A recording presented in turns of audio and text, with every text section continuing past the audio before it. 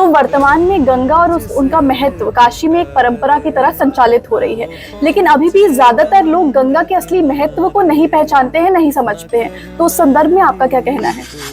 भारतवर्ष में अनेक पुण्य नदियां हैं। इन सभी पुण्य नदियों में सर्वश्रेष्ठ अगर कोई है तो वो गंगा है। ऐसे गंगा को इस पृथ्वी पर लाने के लिए भगीरथ ऋषि हुए, जिनके नाम से भागीरथी भी गंगा का एक नाम है।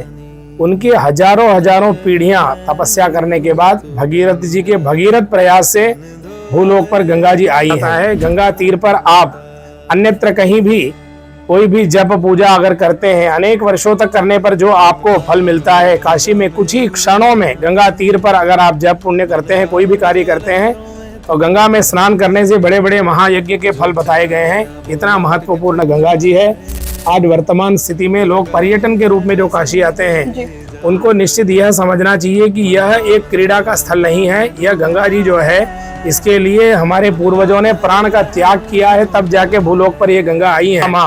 और इसी माँ गंगा के तट पर जब भी आए, बहुत ही विनम्रता पूर्वक और श्रद्धा पूर्वक गंगा तट पे और गंगा के प्रति सभी को भाव होना चाहूंगी। जैसे काशी में अनेकों मंदिर है, लेकिन बस ऐसे कुछ मंदिर है जहाँ लोग जाते हैं, वहाँ अर्चना करते हैं, पूजा करते हैं। तो जो बाकी के काशी में जितने भी मंदिर है, उनके जो महत्व है, उस संदर्भ में आपका क्या कहना है? काशी में प्रधान रूप से विश्वेशम माधवम ढुंढिम दंडपाणिं च भैरवम वंदे काशीम गुहाम गंगाम भवानी मणिकर्णिकाम। यह श्लोक बहुत ही प्रसिद्ध है। काशी के क्षेत्राधिपति विश्वनाथ जी हैं, बिंदु माधव जी हैं, लेकिन इनका जितना महत्व है, उसी प्रकार काशी में हजारों की संख्या में, कई हजारों की संख्या में आज भी स्कंद पुराण काशी खंड के अंतर्गत अनेक स्थान यहाँ पर जिनका वर्णन स्कंद पुराण में आता है, आज भी अनेक देवी देवता हैं। उदाहरण के लिए अभी हम लोग यहाँ पर स्वप्नेश्वरी समेत स्वप्नेश्वर महादेव जी के सानिध्य में आए हैं, तो इनका भी बहुत महत्व काशी खंड में बताया गया है। तो इस प्रकार जितने भी काशी में काशी खंडोक्त जो देवी देवता हैं, काशी खंड यानी स्कंद पुराण यानी वेद व्यास जी के द्वारा रचित है।